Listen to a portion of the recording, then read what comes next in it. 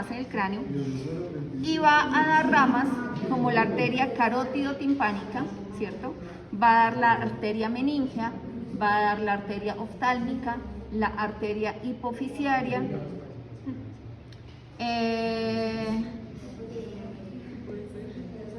la pterigomeningea, y me falta una, y la coroidea anterior. Coroidea anterior. Esas son las ramas colaterales. Y va a dar dos ramas, y la cerebral posterior. Y va a dar dos ramas terminales que son la cerebral media y la cerebral anterior, comunicante anterior y cerebral media. Son las dos ramas terminales. Entonces la carótida interna, ¿cierto?, ingresa a la base del cráneo y se encarga de dar ramas, ¿cierto?, para toda la región encefálica.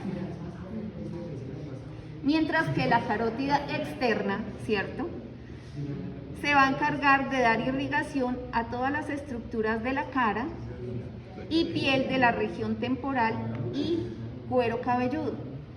Entonces, en su recorrido, esta carótida externa va a dar ramas como la tiroidea superior, arteria lingual, arteria occipital, auricular posterior, ¿qué otra?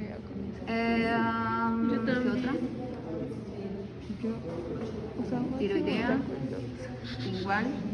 Pero si vale medios puntos. Va a dar otra rama para la región cervical y termina en dos ramas importantes que son la arteria temporal superficial, que sube por acá en la parte anterior de el trago o del oído, y la arteria maxilar. Son las dos ramas terminales. ¿Listo? Entonces, esa carótida se encarga de dar la irrigación a todo lo que es cabeza, cara, cuero cabelludo y parte del cuello.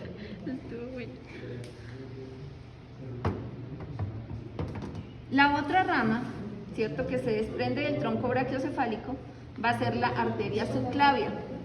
La subclavia, ¿cierto?, se va a encargar de dar irrigación a toda la porción superior del tórax, ¿cierto?, a toda la región del hombro y miembro superior, a través de cuatro grandes ramas, ¿cierto?, que van a ser primero arteria vertebral, que la arteria vertebral sube por el agujero transverso de las vértebras cervicales, ¿cierto?, ingresa al cráneo, se fusiona y forma la arteria basilar.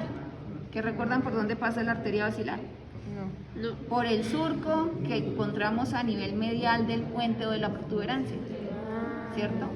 El surco basilar. Ese. Entonces, ahí se fusionan las dos arterias vertebrales, forman la arteria basilar y va a dar ramas para el bulbo, las ramas pontinas, y va a dar, o digamos que esa arteria basilar luego vuelve y se bifurca y va a dar la arteria cerebral posterior y comunicante posterior. ¿Listo? Clarísimo. Entonces esa sería la primera rama, la arteria vertebral. Luego vamos a encontrar otra segunda rama que corresponde al tronco tirocervical. Entonces ese tronco tirocervical viene y va a dar irrigación a toda la porción lateral del cuello, ¿cierto?, y región escapular. Luego encontramos otra ramita que sería la tercera, que es el tronco costocervical. Entonces va a dar irrigación a toda esta porción superior del tronco del tórax, ¿cierto?, y porción anterior del hombro.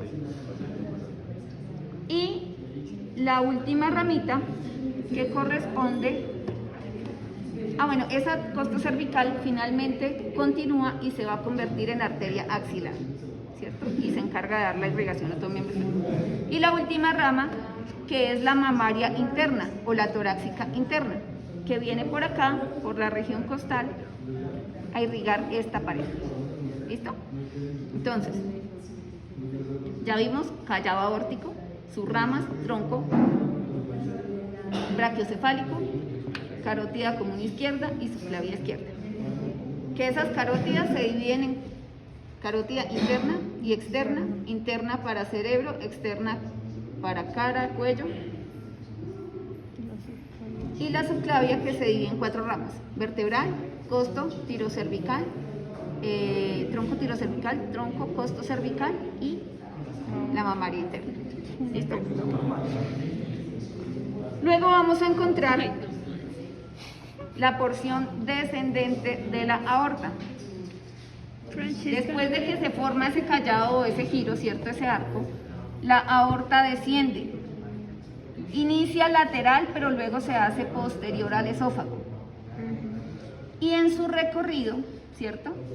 Esa arteria aorta descendente va a dar ramas, son 6 ramas. Entonces tenemos las arterias mediastínicas, las arterias bronquiales, las arterias esofágicas, las arterias pericárdicas, las arterias intercostales y las arterias frénicas.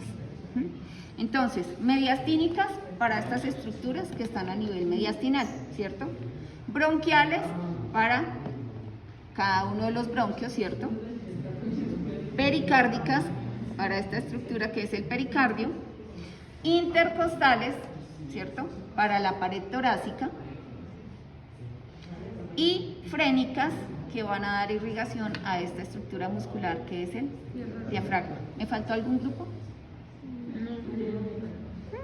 Son 6.